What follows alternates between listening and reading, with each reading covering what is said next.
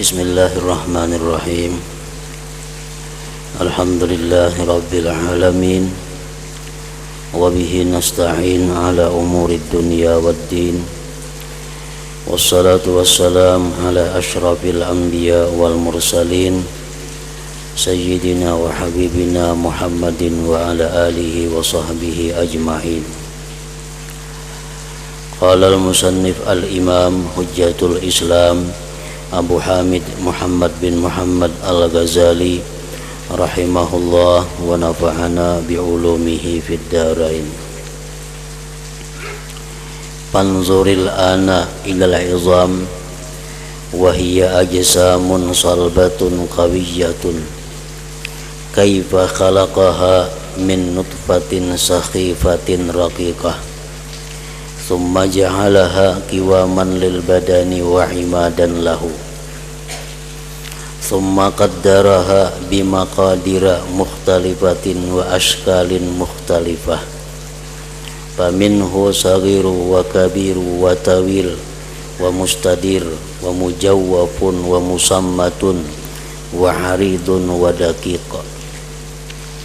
Walamma kana al-insanu muhtajan ilal harakah bijumlati badanihi wa bi ba'di a'dha'ihi mubtakiran litaraddudi bi hajatihi lam yaj'al 'azmahu 'azman wahida bal 'idhaman katsiratan bainaha mafasilu hatta tatayassara bihal harakah wa qaddara shikla kulli wahidatin minha 'ala wifqil harakatil matlubati biha thumma wasala mafasilaha wa rabata ba'daha bi ba'din bi awtarin ambataha min ahadi tarafail azmi wa alsaqahu bil azmil akhar qarribati lahu thumma khalaqa bi ahadi tarafail azmi zawaida kharijatan minhu wa bil akhari hufaran ghaisatan bihi muwafiqatan li shikliz zawaid litadkhula biha wa tantabika 'alaiha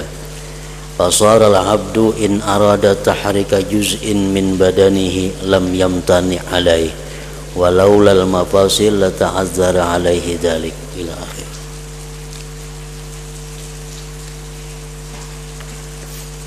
Makna daripada kalamul Imam Al-Ghazali rahimahullah, maka perhatikanlah sekarang kepada tulang-tulang. Perhatikanlah sekarang kepada tulang belulang, dan itu adalah tubuh atau benda yang keras lagi kuat. Tulang yang ada di dalam tubuh kita, yang ada di dalam awak kita, itu adalah benda yang keras dan kuat. Bagaimana dia Allah menciptakannya dari air mani yang lemah lagi halus. Bagaimana prosesnya benda yang keras tadi padahal berasal dari air mani yang lemah.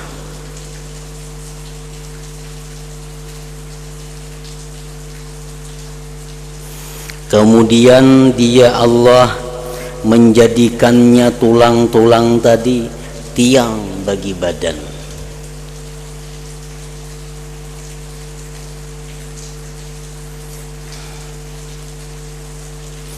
Kemudian dia Allah menentukannya dengan ukuran-ukuran yang berbeda-beda dan bentuk-bentuk yang bermacam-macam. Maka di antaranya tulang-tulang di dalam tubuh kita ini ada yang kecil, yang besar, yang panjang, yang bulat, yang berlubang, yang tidak berlubang, yang lebar dan yang halus.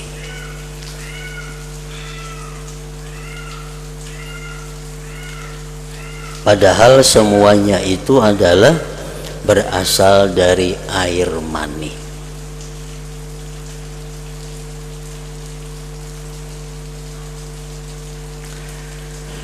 Nah, ketika manusia itu memerlukan kepada gerakan dengan seluruh badannya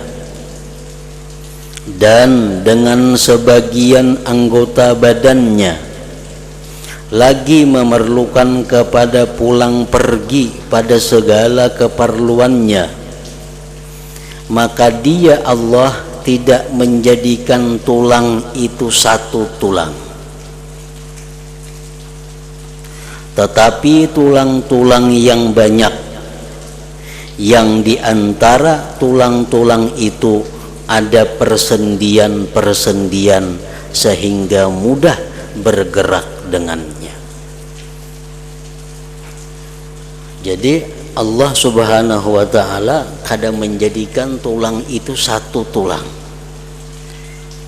memanjang umpamanya, tetapi Allah jadikan di antara tulang-tulang itu persendian atau mifsal dalam bahasa agamanya.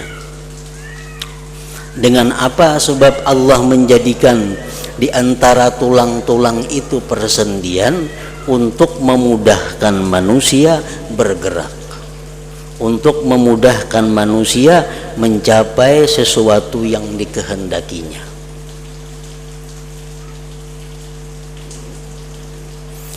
Rasulullah sallallahu alaihi wasallam menyatakan dalam sebuah hadis, khuliqal insanu ala sittina wa thalathimi'ati mifsal.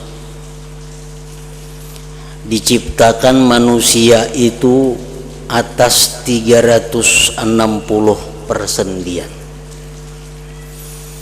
Jadi di dalam tubuh kita ada tulang, dan di antara tulang-tulang dalam tubuh itu Allah ciptakan 360 persendian.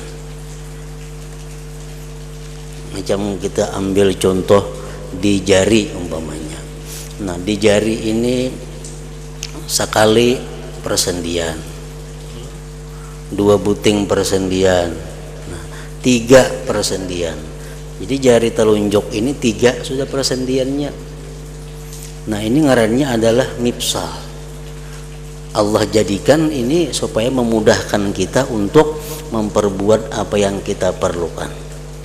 Nah, coba kadadan itu, kadada persendian rata nah macam ini. Makan kada kawa, kalau makan nangka ini. Nah, Allah ulahkan persendian supaya kawa. Jadi ujar Nabi kita, di dalam tubuh itu ada 360 persendian. Lalu sambungan hadis tadi, ala kulli mifsalin sadaqatun. Atas tiap-tiap persendian itu sedekah. Artinya apa? Bahwa setiap persendian-persendian yang ada di dalam tubuh kita itu menuntut kepada kita untuk disedekahi.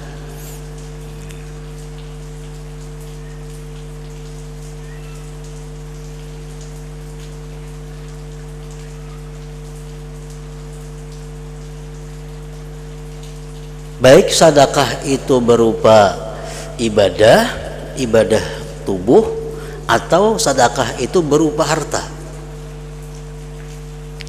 Pokoknya setiap persendian tubuh kita ini dia menuntut untuk diberikan sedekah. Jadi kalau kita umpamanya bersedekah wadai, nah setiap hari itu kita dituntut bersedekah 360 biji untuk umpamanya. Sebiji untuk satu persendian. Atau kita bebacaan subhanallah 360 kali. Nah itu satu kali subhanallah adalah untuk haknya persendian tubuh tadi. Apabila kita melakukan demikian itu, maka berarti kita telah menunaikan syukur kepada Allah atas persendian yang diberikan kepada kita itu. Artinya kita disuruh mensyukuri nikmat Allah berupa persendian ini. Kita bayangkan betapa sulitnya kita kalau persendian kita ini bermasalah. Duduk ngalih, semuaan ngalih. Nah, itu nikmat Allah yang sangat besar yang wajib disyukuri. Bentuk pensyukurannya macam apa? Ya sedekah tadi. Kita membaca la ilaha illallah 360 kali, itu sudah cukup untuk bukti syukur kita atas persendian yang diberikan itu.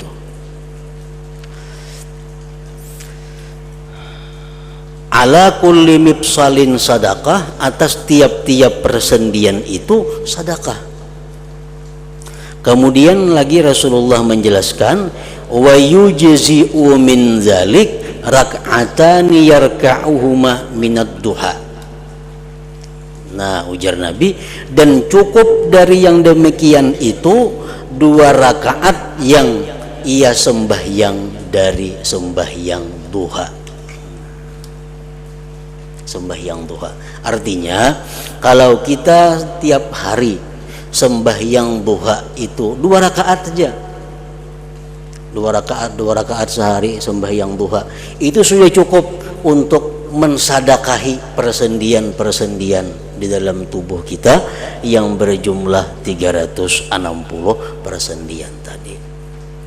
Ayo jah kada bersedekah wadai, kada bersedekah duit, kada mengucap tasbih 360 kali, tapi sembahyang 2 rakaat sunat duha itu sudah mencukupi untuk bukti syukur kita atas persendian yang diberikan Allah Subhanahu wa taala kepada kita.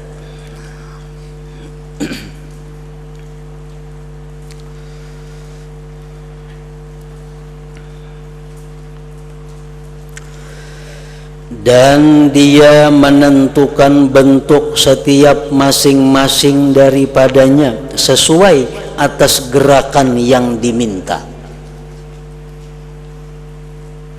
Di persendian ini bergerak menyesuaikan apa yang kita minta.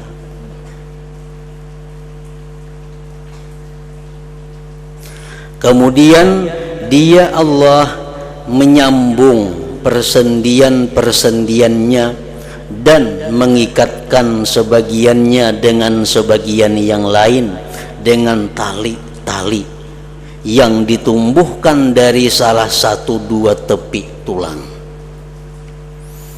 dan dia Allah meletakkannya dengan tulang yang lain seperti ikatan baginya.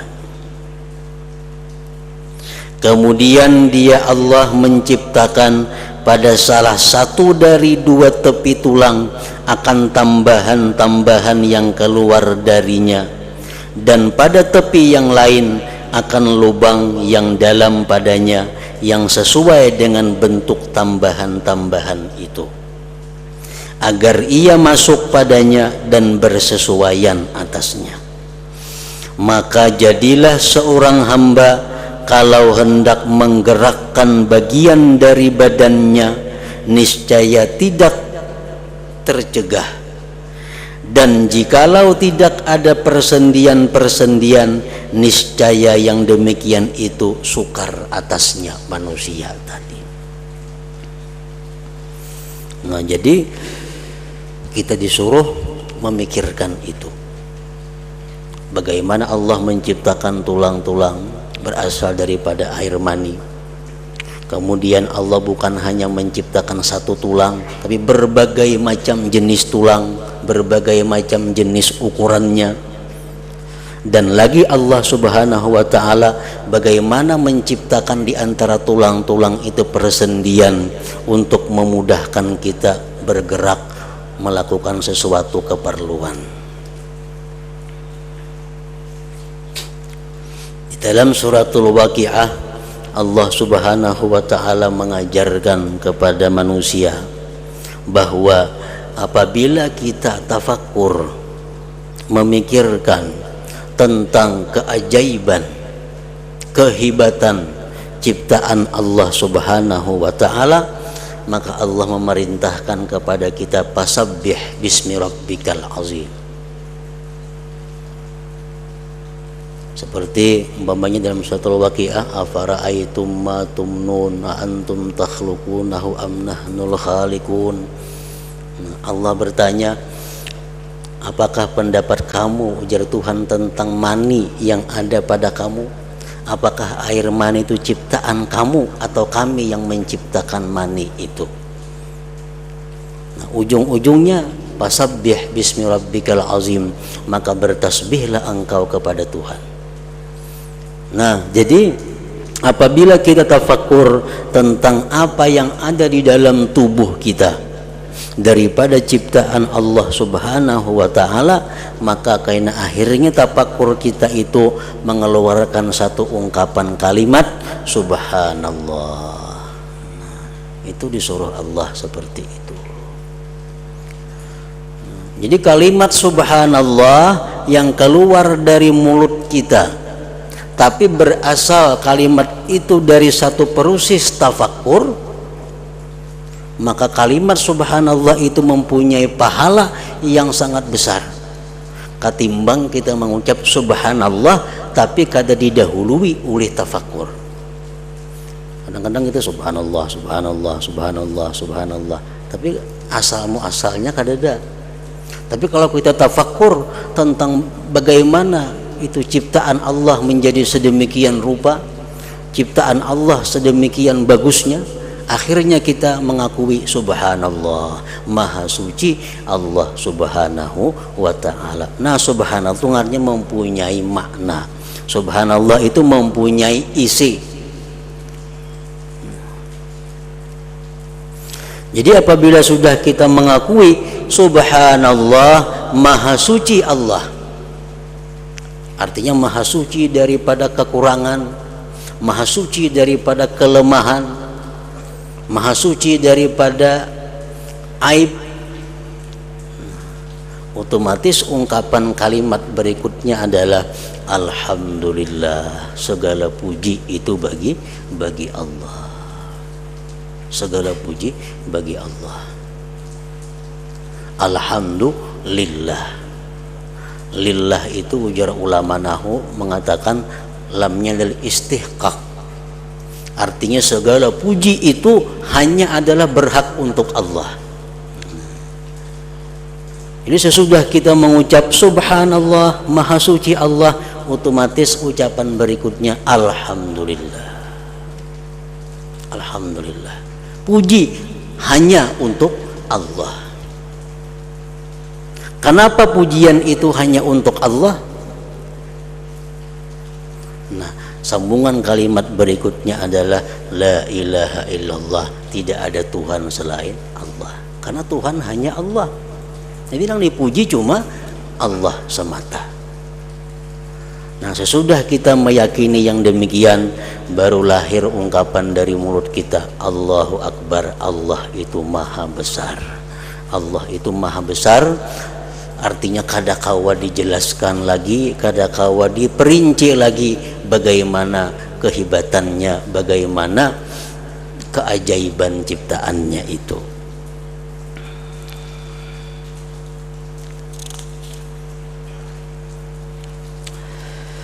Kemudian perhatikan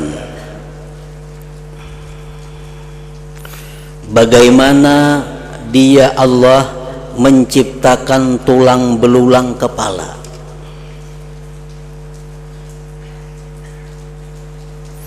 Dan bagaimana Dia mengumpulkannya dan menyusunnya.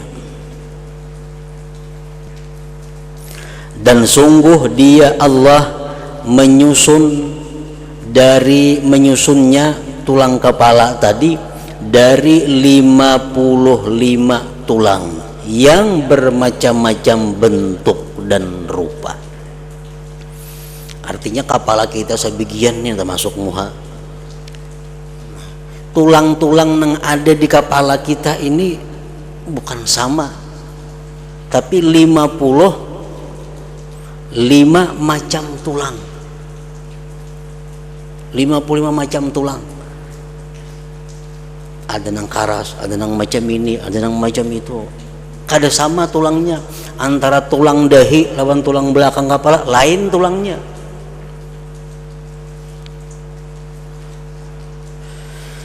Nah, lalu dia Allah menyusun sebagiannya kepada sebagian yang lain, di mana dengannya pula kepala sama seperti yang kamu lihat. Maka di antaranya ada 6 yang tertentu bagi tempurung kepala, 14 bagi tulang rahang atas, 2 bagi tulang rahang bawah, dan sisanya adalah gigi-gigi. Gigi ini kita kira sama samuaan, padahal lain-lain. Tulang gigi ini kita kira sama aja samuaan, padahal tulang gigi nang sebut kada sama. Sebagiannya ada yang libar yang pantas untuk menumbuk, sebagiannya adalah tajam yang pantas untuk memotong, yaitu gigi taring, gigi geraham, dan gigi depan. Jadi antara gigi geraham lawan gigi yang sifatnya memotong itu kada sama tulangnya. Ada tugas giginya untuk menatak tak. Itu dialihnya ke sebelah mamahnya. Nah, itu tulangnya kada sama. Dan rasa nang dimakan pun lain. Kita misalnya memakan sesuatu, tak dipagat oleh gigi nang depan, dimamah oleh gigi nang tugasnya memotong diulahkan sama mamah. Nah, rasanya lain lawan mamahan gigi nang sebenarnya untuk memamah itu. Kada sama rasanya. Kenapa? Karena tulangnya lain. Nah, itu keajaiban daripada ciptaan Allah Subhanahu wa ta'ala.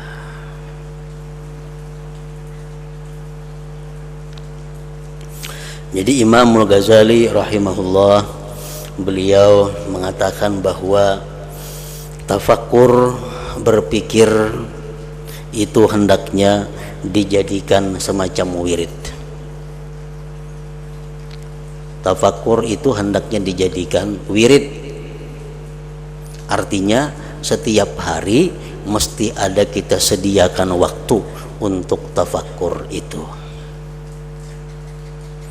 Di dalam kitab beliau Tartibul Aurat, beliau menjelaskan tafakkur itu diperlukan, disediakan waktunya.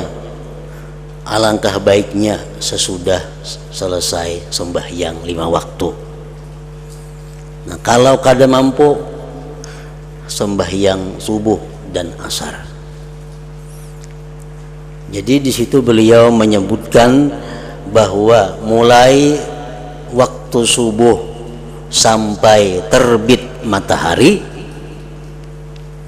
mulai azan subuh sampai terbit matahari, itu hendaknya dibagi 4 macam wirid. Yang pertama di situ kita adakan doa kepada Allah.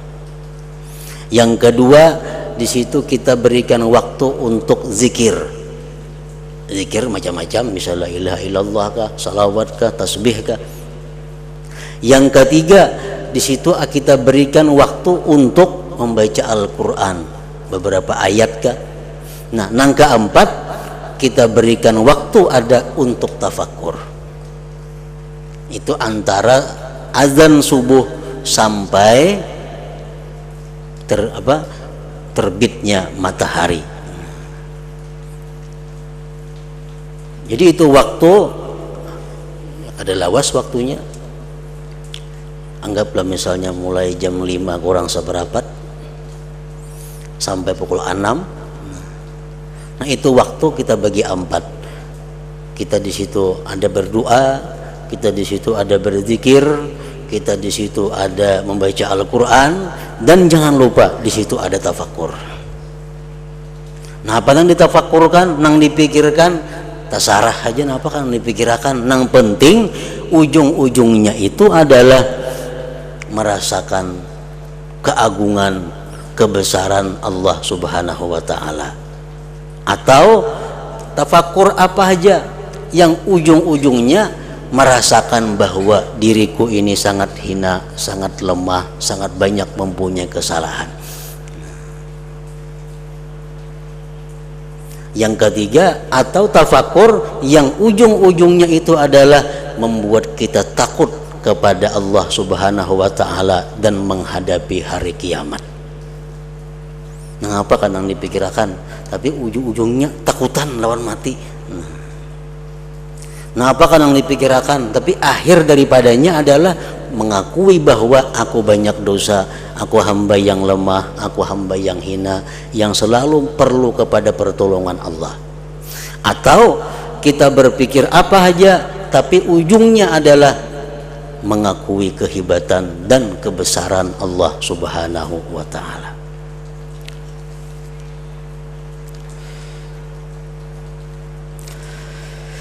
Dan lagi di antara terbit fajar atau waktu subuh sampai terbit matahari itu ada Rasulullah sallallahu alaihi wasallam menjelaskan, idza shalla ahadukum rak'atail fajri falyattaji' ala yaminih, hadis riwayat Abu Daud. Ujar Nabi, bila seseorang sembahyang sunat subuh 2 rakaat, falyattaji' ala yaminih, hendaklah dia berbaring. Ini sunat nih. Hendaklah dia berbaring atas badannya yang kanan. Nah, berhiring macam orang mati di dalam kubur tuh. Dihiring akan keluar rajin tuh. Nah, ini sebelah kanan nih ke tanah atau ke lantai. Itu sunat. Bila kalian, ujar Nabi, sudah sembahyang 2 rakaat subuh, hendaklah berbaring atas badannya yang kanan. Artinya nangkaya orang mati di dalam kubur. Nah, jadi kita disuruh itu berbaring, berhiring, anggota badan bagian muka ini menghadap kiblat. Nah, ngapa berbaring itu tujuannya? Kenapa disuruh berbaring? Imbas sembahyang sunat subuh itu disuruh kita berbaring kayak itu, kenapa? Imam Ramli mengatakan dalam kitabnya An-Nihayah, wala'alla min hikmatihi annahu yatazakkaru bidzalik daj'atal qabr. Barangkali hikmah dari yang demikian itu bahwa dia berbaring seperti tadi mengingat, tafakur bahwa seperti itulah nantinya keadaannya di alam kubur. Ini tafakur. Jadi waktu kita berbaring itu kita disuruh tafakur, disuruh berpikir, macam inilah kita kaina dirabahakan orang di dalam kubur sendirian. Nah, jadi itu sunat barabah macam tadi, dan disunatkan pula kita berpikir waktu barabah tadi mengingat bahwa kita dalam kubur seperti itu. Nah, itu waktu tafakur.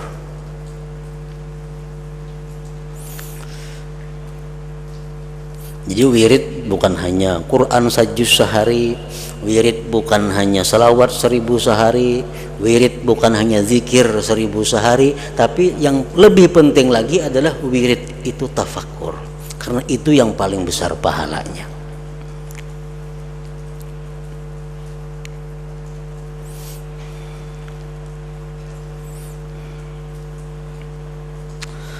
Kemudian dia Allah menjadikan leher itu pangkal bagi kepala dan menyusunnya dari 7 buku-buku tulang yang berlubang dan bulat. Padanya terdapat kemiringan-kemiringan, tambahan-tambahan, tunjulan-tunjulan dan kekurangan-kekurangan, lekuk-lekuk, agar sebagiannya bersesuaian atas lainnya, dan menyebutkan sebagai hikmah padanya itu panjang. Jadi Allah Subhanahu wa taala menjadikan leher itu pangkal bagi kepala. gulu, dan menyusunnya di gulu itu dengan 7 tulang, 7 buku-buku tulang yang berlubang dan bulat. Tujuannya apa? Supaya kepala kita ini kada kaku. Jakanya kada lubang 6 bulat-bulat itu di tulang leher ini, kepala kita rata macam kayu. Bila bapaling dah kan lawan awak, maka bapaling kayak itu nah. Orang mengiau lawan awak kasih itu. Tapi diciptakan Allah tulang leher ini berlubang-lubang, nah sehingga memudahkan kita berpaling tanpa memalingkan awak. Nah itu salah satu di antara rahasia ciptaan Allah. Dan menyebutkan segi hikmah padanya itu panjang. Apa rahasianya macam itu panjang? Macam jeriji umpamanya, Allah menciptakan jeriji manusia macam ini. Ini pasti ada rahasianya. Kenapa kada rata semuaan? Cara rata apa nang kayak ini nah? Kenapa nang kayak ini tak handap, ini tak panjang dikit, panjang lagi, handap lagi, handap lagi. Ini semua ini ada rahasia, ada hikmah yang diketahui oleh Allah Subhanahu wa ta'ala.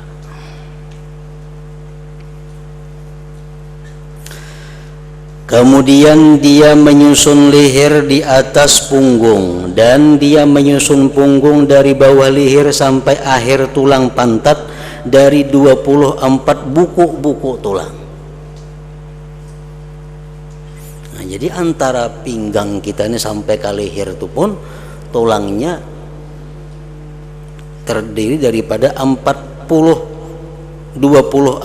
buku-buku tulang.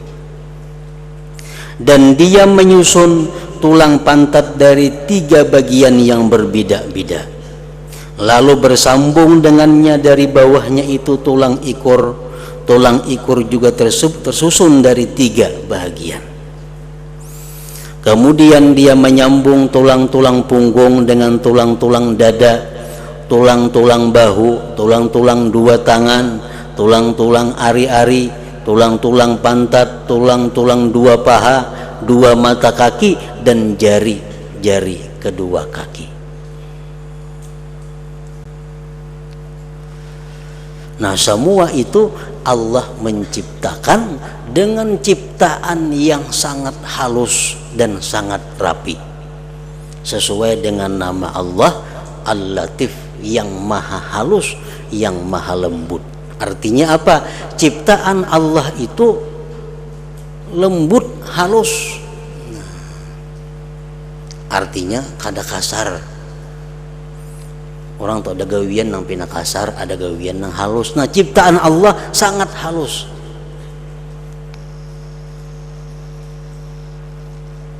Macam gigi tadi, kalau dilihat sekilas sama tulang-tulangnya, tapi kalau diteliti maka gigi itu berlain-lain tulangnya. Kelihatannya sama daripada halusnya ciptaan Allah Subhanahu wa ta'ala itu. Maka kita tidak akan memanjangkan menyebut bilangan yang demikian itu.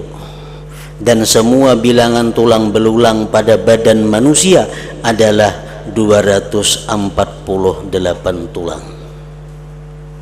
Selain tulang-tulang yang kecil diliputi dengan celah-celah persendian. Maka perhatikanlah bagaimana dia menciptakan semua yang demikian itu dari air mani yang lemah lagi halus.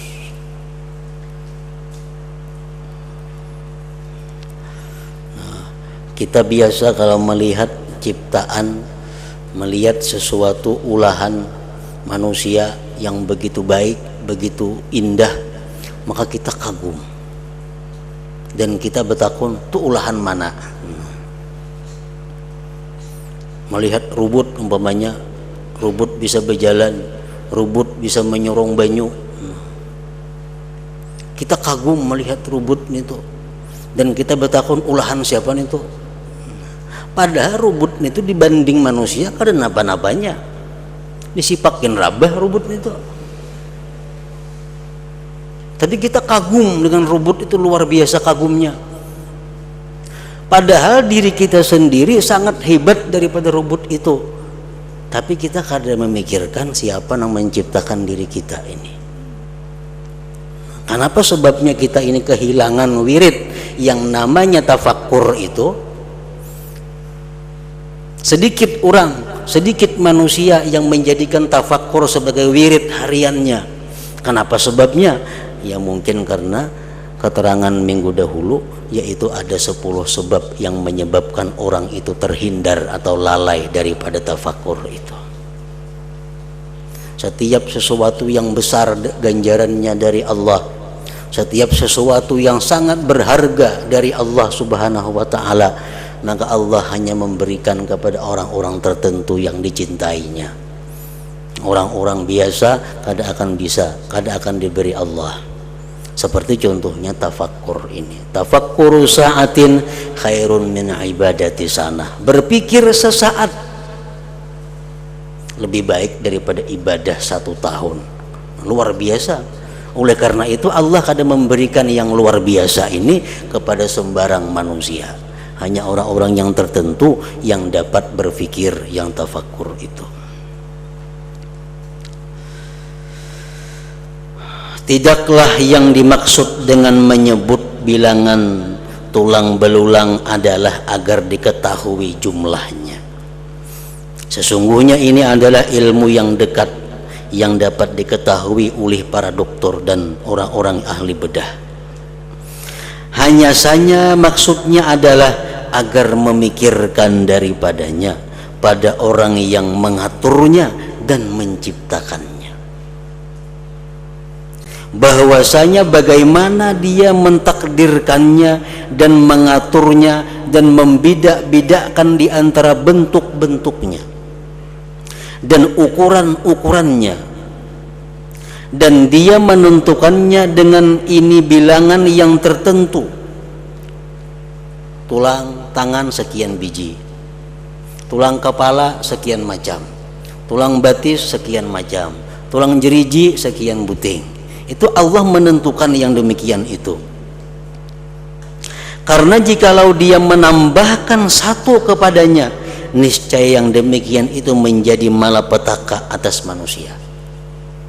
Sabuting tulang kita labihan jadi masalah. Yang ia memerlukan kepada mencabutnya. Orang ada ditumbuhi tulang di batis, tulang labihan, pas tumbuhnya di telapak batis. Kada kau berjalan di jalan sakit. Akhirnya apa? Pas sampai operasi menggayat tulang nang timbul di batis tadi. Nah, hanya sedikit labihan tulangnya. Sudah menjadi malapetaka bagi manusia. Dan jikalau ia mengurangi satu daripadanya, niscaya demikian itu adalah kekurangan yang memerlukan kepada penambalannya. Gigi kurang sebiji aja ada masalah daripada yang sempurna giginya. Maka seorang doktor ia memikirkan tentang itu untuk mengetahui jalan pengobatan pada menambalnya. Nah, jadi untuk meneliti sekujur tubuh kita ini, nah itu kada mampu saya kong dokter. Berpuluh-puluh dokter itu pun kada lengkap. Makanya ada dokter spesialis mata. Padahal mata jangan dan diurusnya. Berpuluh-puluh tahun sekolah urusan mata. Itu pun inya kada mampu mengetahui seluruh permasalahan mata. Ada dokter ti hati, telinga, tenggorokan, hidung itu. Nah, nang dikajinya bertahun-tahun hanya urusan telinga, tenggorokan, hidung. Ada dokter jantung, ada dokter kulit. Dokter kulit ada. Orang getalan apa ngarannya ini sekolah itu. Itu punnya kada kawa seluruhnya mengetahui apa-apa penyakit kulit. Nah, jadi Allah Subhanahu wa taala menciptakan manusia ini, dan manusia kada akan mampu untuk mendalami apa-apa ciptaan Allah di dalam tubuh ini. Walaupun berbagai macam ahli, berbagai macam spesialis terkumpulan mengetahui rahasia ciptaan Allah yang ada dalam tubuh manusia.